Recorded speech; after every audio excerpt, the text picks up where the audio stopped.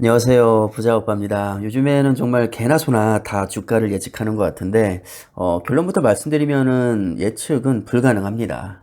오죽하면 워런 버핏이 버크셔 해서웨이 연례 주주총회에서 주식시장에 넘치는 예언가들은 무시하는 게 최선이라고 말을 했습니다. 자, 제가 하는 말이 아니라 워런 버핏이 한 얘기고요.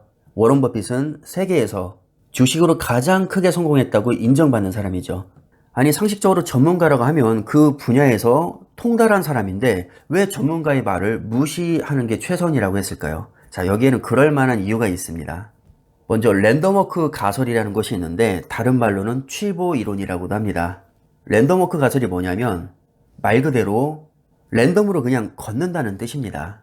주가의 움직임도 마치 사람의 걸음걸이처럼 정해진 규칙성을 찾을 수 없기 때문에 주가 예측이 불가능하다는 주장입니다. 가령 어떤 사람의 보폭이 무조건 67.8cm라든가 이런 식으로 정해진 게 없다는 겁니다. 그리고 방향도 언제 어디로 틀지 모르죠. 주가의 흐름도 이와 같다는 겁니다. 몹시 술 취한 사람의 걸음걸이 보폭과 방향이 우연으로 결정되듯이 주가도 예측할 수 없다는 것이 랜덤워크 또는 취보 이론입니다. 프린스턴대 마일키엘 교수가 아주 재미있는 실험을 한 적이 있는데 학생들에게 가상의 $50짜리 주식을 나누어 주고 다음날부터 동전을 던지게 한 다음에 매일매일 주식의 마감 가격을 정하도록 했습니다. 동전의 앞면이 나오면 전일 마감 가격에 $0.5를 더하고 뒷면이 나오면 $0.5를 빼도록 했습니다. 이런 식으로 도출된 주가 움직임을 차트로 그려서 그것을 주식 전문가에게 보여줬더니 와, 이거 어떤 종목인지 모르겠지만 이거 당장 사야 된다고 조언을 했다고 합니다. 단지 50% 확률인 동전 던지기를 해서 그냥 그것을 차트로 만들었을 뿐인데 이것을 기반으로 주식을 사야 된다고 조언했다는 것은 앞으로 이 주식이 오를 가능성이 높다는 뜻이겠죠. 자, 그러나 현실은 동전 던지기로 만든 그냥 가상의 차트일 뿐이었습니다. 만약에 주식 전문가가 정말 신뢰할 만하다면 이 차트는 너무 엉망이라 나는 판단할 수가 없습니다. 이렇게 얘기를 했어야겠죠. 실제로 마구잡이로 만든 차트였으니까요. 그런데 당장 주식을 사라고 했다고 합니다. 물론 맞추는 경우도 많이 있겠죠. 당연히 어떤 일을 하다 보면 맞을 때도 있고 틀릴 때도 있는 겁니다. 우리가 가위바위보 하면 이길 때 있고 질 때 있죠. 동전 던지기 하면 앞면 나올 때 있고 뒷면 나올 때 있습니다. 자, 차트를 보고 주가를 예측할 때도 그게 맞을 때도 있고 틀릴 때도 있습니다. 도대체 이게 무슨 차이인지 모르겠습니다. 적어도 우리가 어떤 행위에 대해서 신뢰감을 부여하려면 확률이 90% 이상은 돼야 됩니다. 차트 분석을 100번 해서 90번 이상 맞췄다. 그럼 저도 차트를 신뢰하겠습니다. 자, 그러나 현실은 그렇지가 않다는 거죠.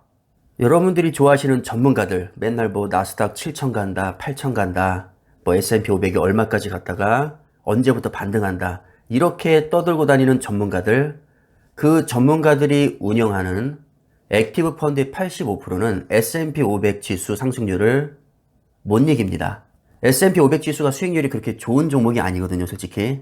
S&P 500 지수를 추종하는 SPY 10년 동안 153% 올랐습니다. 수익률 좋다고 할 수 없죠. 같은 기간 QQQ는 298%, SOXX 500% 올랐고요. 많은 분들이 극혐하는 TQQQ 1516%, SOXL 1650% 올랐습니다. 장기 투자하면 폭망한다는 속설과 TQ는 오히려 10년 수익률이 SPY보다 10배 이상 높았고 그렇게 잘났다고 떠드는 전문가들의 85%는 SPY보다 수익률이 안 좋으니까 전문가의 말들 다 개무시하고 차라리 속설과 TQ의 무지성으로 장기 투자하는 게 훨씬 성공 확률이 높아 보입니다. 적어도 지난 10년간의 데이터를 놓고 보면 그렇습니다. 액티브 펀드가 뭐죠? 시장 수익률을 초과하는 수익을 올리기 위해서 펀드 매니저들이 적극적인 운용 전략을 펴는 겁니다. 액티브는 말 그대로 적극적인 거죠. 우리들이 그렇게 신뢰하는 펀드 매니저가 성장 가능성이 높은 유망한 종목을 발굴하고 적절한 매수와 매도 시점을 결정하고, 자, 이 부분이 중요합니다. 적절한 매수와 매도 시점을 결정해서 자주 사고 팝니다. 그리고 탄력적으로 포트폴리오를 운용하고 적극적이고 과감한 전략을 통해서 시장 평균 수익률을 초과하도록 설계된 게 바로 액티브 펀드입니다. 자, 당연히 펀드 매니저의 시장 예측 판단력과 역량에 따라서 성과가 많이 달라질 수 있겠죠. 우리가 뉴스에서 맨날 보는 그 전문가들이 바로 이런 사람들입니다. 그런데 현실은 그 난다긴다 하는 사람들이 운용하는 액티브 펀드의 85%가 S&P 500 수익률을 못 이긴다는 겁니다. 대체로 단기 투자 수익률은 높을 수 있지만 그것은 일시적일 뿐이고 장기 투자 수익률은 인덱스 펀드에 비해서 낮은 편이라고 분명히 여기서도 얘기하고 있습니다. 이거는 통계 기반에서 얘기하는 겁니다. 그럼 인덱스 펀드는 뭐냐? 특정 지수를 추종하는 펀드입니다. 예를 들어서 S&P 500 지수를 추종하는 건 SPY, VOO, IVV 이런 게 있을 수 있고요. 필라델피아 반도체를 추종하는 것은 SOXX 또는 SOXQ, 3배짜리는 SOXL이 되겠죠. 나스닥 100을 추종하는 것은 QQQ, 3배짜리는 TQQQ가 되고요. 이런 식으로 특정 지수를 그냥 그대로 따라가게 만든 게 바로 인덱스 펀드 또는 패시브 펀드입니다. 오죽하면 워런 버핏이 유언장에 이런 말을 했습니다. 내가 만약에 죽으면 재산의 90%는 S&P 500 인덱스 펀드에 나머지 10%는 미국 국채에 투자해라.